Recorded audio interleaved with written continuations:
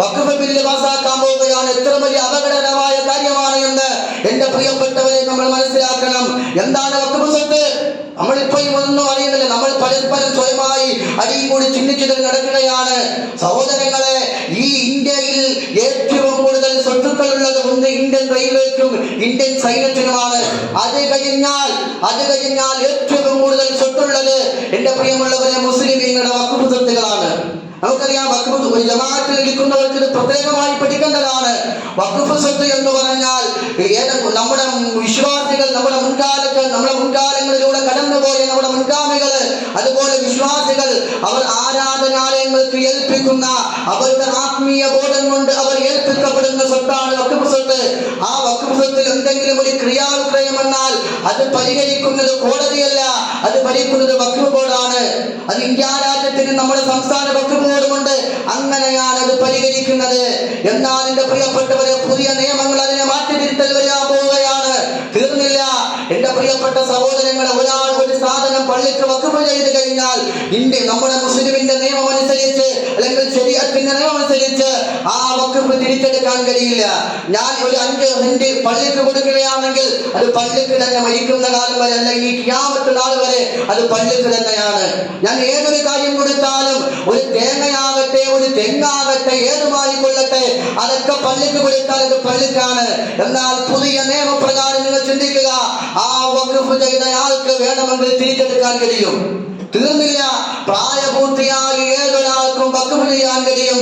എന്നാൽ പുതിയ ബില്ലിന്റെ അകത്ത് എഴുതി വെച്ചിട്ടുള്ളത് 5 കൊല്ലം മുസ്ലിമായി ജീവിച്ച ഒരാൾക്ക് മാത്രമേ ഇത് ചെയ്യാൻ കഴിയുകയുള്ളൂ എന്നിങ്ങനെ ഒരുപാട് പുതിയ നിയമങ്ങൾ കൊണ്ടുവന്ന് സഹോദരങ്ങളെ, വഖഫിനെ വല്ലാത്ത രീതിയിൽ, അതായത് ശരീഅത്തിന്റെ നിയമത്തെ എന്റെ പ്രിയപ്പെട്ട സഹോദരങ്ങളെ കൂട്ടിക്കൊഴിക്കുന്ന ഒരവസ്ഥയാണ് ഇപ്പൊ കടന്നു പോകുന്നത്. എന്തിനേറെ നമ്മുടെ ഭരണഘടന വിരുദ്ധമാണ് ഈ നിയമം തന്നെ.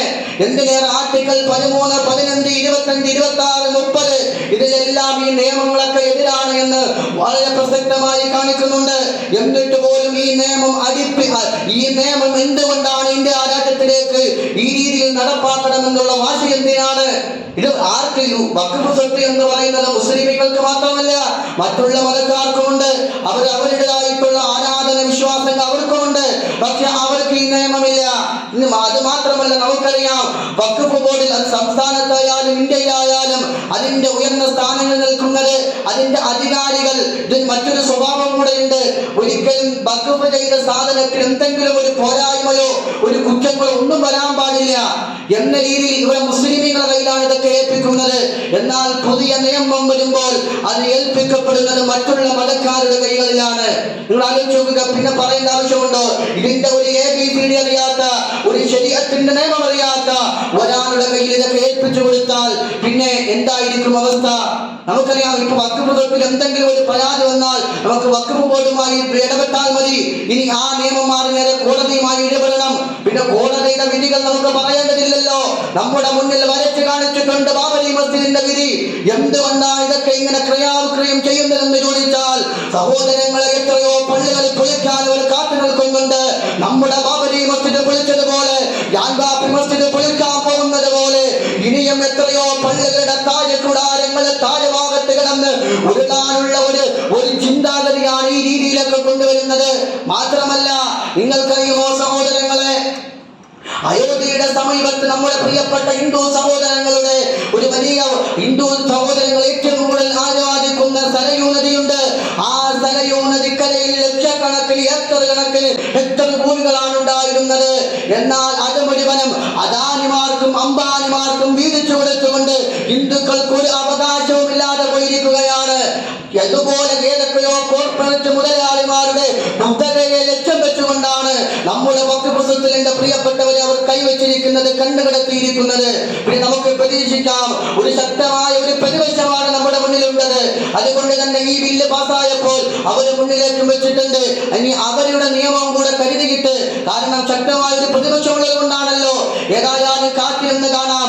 ഒരു കാര്യം ഞാൻ പറയുകയാണ്, ഇതെങ്ങാനും നടപ്പിലാക്കി കഴിഞ്ഞാൽ വരുംകാല ചരിത്രത്തില് ഏറ്റവും വലിയ കൂപമണ്ഡൂപങ്ങളായി പോകുന്നത് ഈ കാലഘട്ടത്തിൽ ജീവിക്കുന്ന നമ്മളാണ്.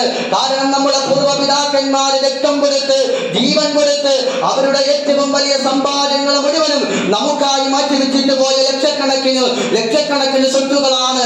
അത് കണ്ണം കെട്ടി പൂർത്തിക്കൊണ്ടിരുന്നിട്ട് മറ്റുള്ളവരുടെ കയ്യിലേക്ക് കൊടുക്കാൻ എന്റെ പ്രിയമുള്ളവരെ നാം കാരണം ഇടപെടേണ്ടി വന്നാൽ അത് ഏറ്റവും വലിയ മോശമായി മാറും. വല്ലാത്ത സങ്കടം കൊണ്ട് പറയുകയാണ്, പ്രതികരിക്കാനോ പ്രതിഷേധിക്കാനോ ഒരാൾ മുന്നോട്ട് വരുന്നില്ല എന്ന് ഓർക്കുമ്പോഴാണ് വല്ലാത്ത സങ്കടം തോന്നുന്നത്.